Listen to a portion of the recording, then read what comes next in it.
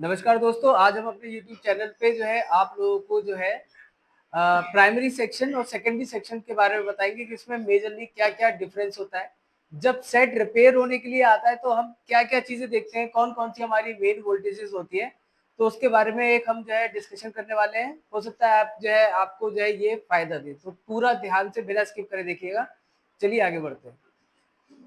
तो बच्चों सबसे पहले तो ये समझ लो कि प्राइमरी सेक्शन में अब ये हमारे पास सेट ऑन हुआ, ठीक है, यानी कि जब हमने खोला पीछे से बैक पैनल खोला, यहाँ पे ये क्या है हमारा बैटरी कनेक्टर है ना। तो यहाँ पे हमारी कौन सी सप्लाई मिलेगी, वी बैट की। कितने वोल्ट होती है,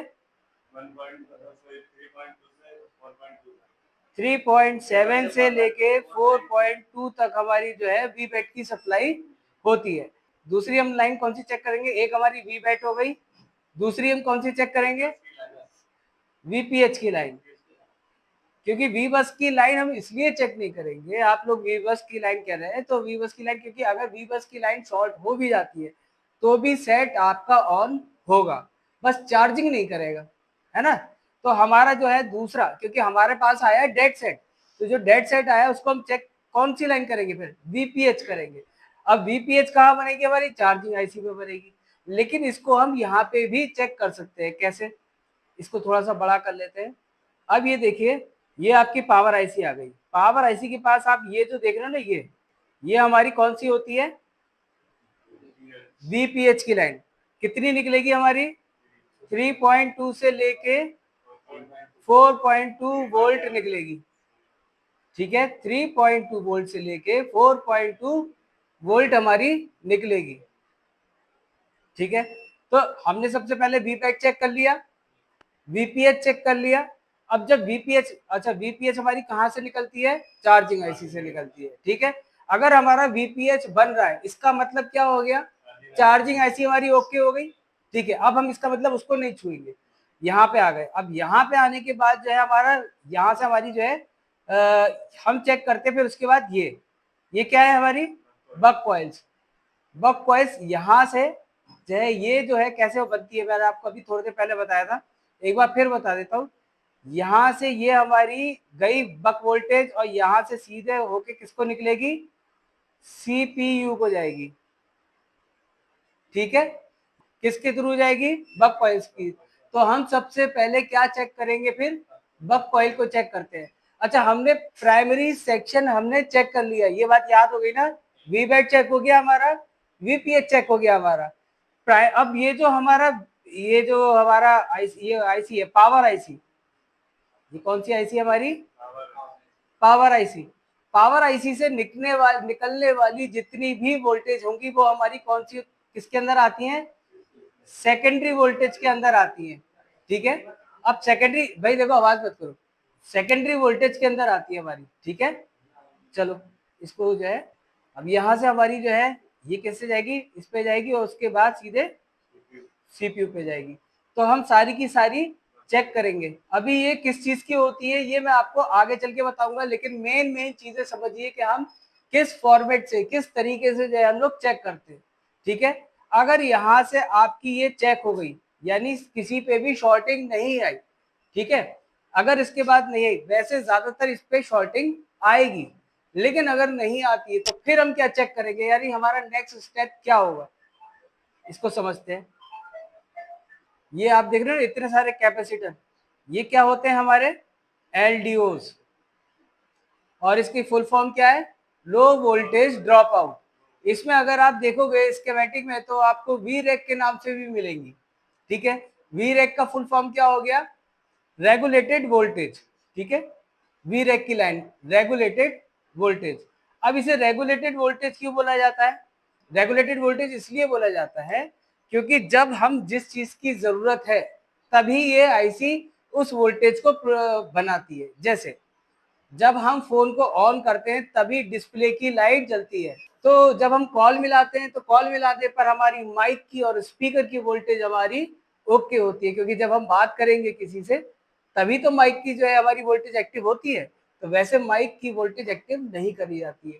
तो इसीलिए ये सारी चीजें कौन बनाता है, वोल्टेज हमारी पावर आईसी बनाती है। और पावर आईसी किसके थ्रू बनाती है, एलडीओ के थ्रू बनाती है, जिसका दूसरा नाम वी रेग है, यानी रेगुलेटेड वोल्टेज के जरिए है। तो हम लोग क्या करते हैं शॉर्ट फॉर्म में, देखो यहाँ पे हम लोग क्या करेंगे, वैसे तो जैसे मैंने आपको बताया कि जो है कि आप ये जितने भी कैपेसिटर है सब पे आप शॉर्टिंग चेक कर लेंगे, ठीक है, सब पे आप शॉर्टिंग चेक कर लेंगे। और लेकिन अगर आपको और भी जो है उस पे जाना है, चेक करना है, तो आप क्या करेंगे, ये आपका बोर्ड खुला हुआ है, बोर्ड पे आपका देखिए ये वोल्टेजेस करके है, इस पे वोल्टेजेस खोलेंगे और इन आउट करके जो है हमने जो है खोलना है, ठीक है। तो दोस्तों जैसे आप देख रहे हो कि ये हमने खोल लिया Redmi 7A का वोल्टेज वाला जो है, ये देखिए वोल्टेज करके जो है हमने यहाँ पे खोला है, ये दिखाई दे रहा है आपको, ठीक है। और यहाँ पे क्या है, वी रैक की जितनी भी लाइन है, ये देखिए वी रैक 1.2, 0.8, 3.3, 1.8, 1.0, ठीक है, 2.9, 1.8, 3.0, 2.7, 1.3, 1.8, 1.8, ठीक है, 1.8, 2.0। तो ये जितनी भी वोल्टेज है, ये कौन सी है, देखो उसके आगे लिखा हुआ है वी रैक की लाइन है, ठीक है। तो ये वी रैक की लाइन जो है यहाँ पे आप शॉर्टिंग चेक कर लीजिए, ये आप शॉर्टिंग चेक कर लोगे तो इससे क्या होगा, आपका जो है इसमें से कोई ना कोई आपका जो है शॉर्टिंग निकलेगा, ठीक है, इसमें कोई ना कोई आपका शॉर्टिंग निकलेगा। अगर इसमें से कोई लाइन शॉर्ट निकलती है तो फिर हम उसको आगे ट्रेस करेंगे और ट्रेस करके उसको ठीक करेंगे, ठीक है। तो यानी कि हमने सबसे पहले क्या देखा था, फिर एक बार रिवीजन कर लेते हैं छोटा सा। पहले हमने जो देखा वो था हमारा बैटरी कनेक्टर, बैटरी कनेक्टर के बाद ये हमने जो है इसको थोड़ा सा बड़ा कर लेते हैं, यहाँ पे जो है ये लाइन, ये हमारी वीपीएच, ये जो छोटे छोटे हमारे जो है कैपेसिटर लगे हुए हैं। फिर उसके बाद हमने क्या करा, बक कॉइल्स चेक करी, बक कॉइल्स पे जो है हमने चेक कर लिया शॉर्टिंग तो नहीं है। ये कूल टेस्टिंग के बारे में बात हो रही है, ठीक है। तो आप कूल टेस्ट करा आपने, बक कॉइल चेक कर ली, बक कॉइल चेक करने के बाद क्या करा आपने, आप यहाँ पे आए और सारे कैपेसिटर्स बड़े बड़े जितने भी है उनको आपने चेक कर लिया। अब आप यहाँ पे देख रहे हो ये छोटे छोटे जो है, देखिए ये बड़ा भी है छोटा भी है और अलग लाइन है, ऐसा नहीं है, ये देखिए ये बड़ी लाइन है L18, L19 और ये देखिए L6, L13, L17, ये छोटे छोटे कैपेसिटर भी है। तो इसकी इंपॉर्टेंस कम नहीं है, ये छोटे छोटे जो कैपेसिटर है, ठीक है। तो और ऐसा भी नहीं कि इसकी वोल्टेज कम हो, अगर आप देख रहे हो ये छोटा वोल्टेज है और इस पे वोल्टेज कितनी की आ रही है, 3.0 की, ठीक है, तो ये छोटी वोल्टेज नहीं है, तो आप इसको जो है हल्के में ना लें, ठीक है।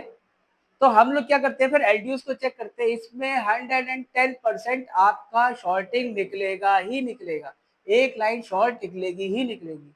अगर इसमें भी नहीं निकलती है, आगे चलते हैं, इसमें भी नहीं निकलती है तो फिर आगे हम क्या करेंगे, देखिए फिर उसके बाद क्या होता है, फिर हम आते हैं सीपीयू पे। पावर आईसी ने सारी वोल्टेज किसको दे दी, सीपीयू को दे दी बना के। अब सीपीयू क्या करता है, जैसे हम आते हैं, देखिए आपको दिखाता हूँ, ये हमारी आ गई सीपीयू की लाइन। अब सीपीयू में क्या होगा कि जो है कि जो हमारी पावर आईसी से जो वोल्टेज बन के आ रही थी वो सीपीयू पे आ रही थी।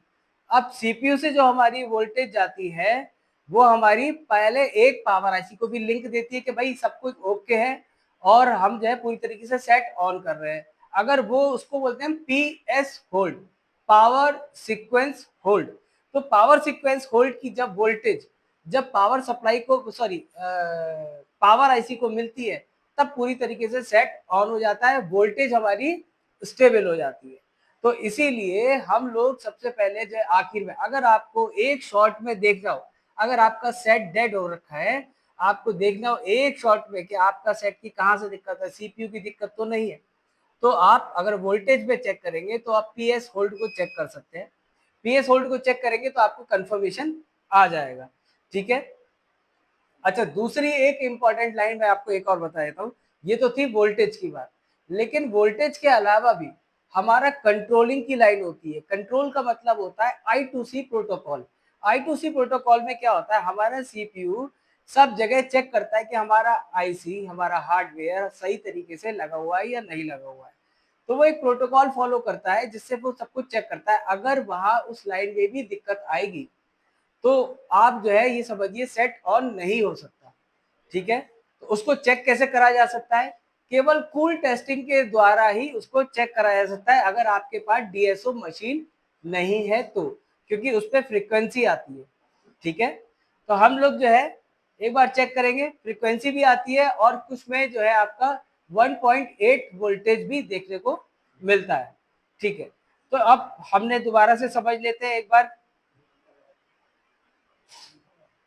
सबसे पहले हमने, अच्छा प्राइमरी सेक्शन में हमारा कौन कौन सा हो गया, हमारा वी बेट हो गया, वीपीएच हो गया, वी बस भी हमारी जो है सेट ऑन करने के लिए जिम्मेदार नहीं है, लेकिन हमारा जो है प्राइमरी सेक्शन में ये तीनों लाइनें हमारी आ गई।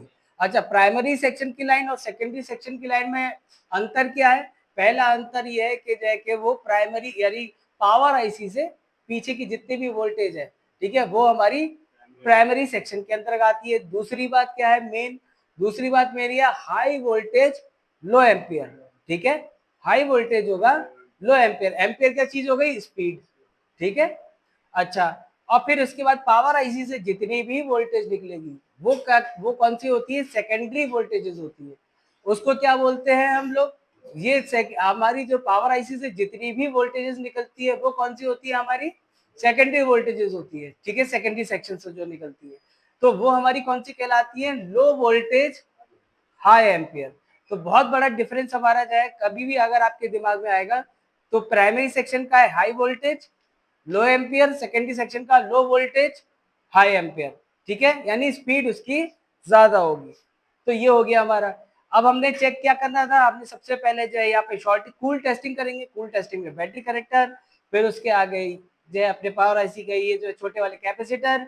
तो ये हमारा प्राइमरी सेक्शन चेक हो गया। फिर उसके बाद बक कॉइल, उसके बाद एलडीओ, एलडीओ के बाद हमारा जो है फिर सीपीयू की हमारी पीएस होल्ड की लाइन जो हमारी पावर सीक्वेंस चेक करती है, और फिर उसके बाद I2C प्रोटोकॉल को हम लोग चेक करेंगे। इसमें आपका प्रॉपर तरीके से फॉल्ट निकलेगा ही निकलेगा, 100% इसी में से ही निकलेगा। आगे चल के हम उसे और डीपली समझेंगे कि कैसे होगा, कैसे कैसे हमें करना है इसको, और जो है आगे समझेंगे प्राइमरी सेक्शन को और सेकेंडरी सेक्शन को और डिटेल में इसको हम लोग समझेंगे। लेकिन फिलहाल के लिए इतना ही, आगे बढ़ते हैं। अगर आपको नहीं समझ में आया हो तो एक बार जो है मेरे को जो है उसमें बताइएगा, कमेंट सेक्शन में बताइएगा कि अगर आपको समझ में नहीं आया है और डीपली समझना है। हालांकि इसकी सीरीज अभी आगे लगातार चलेगी। धन्यवाद।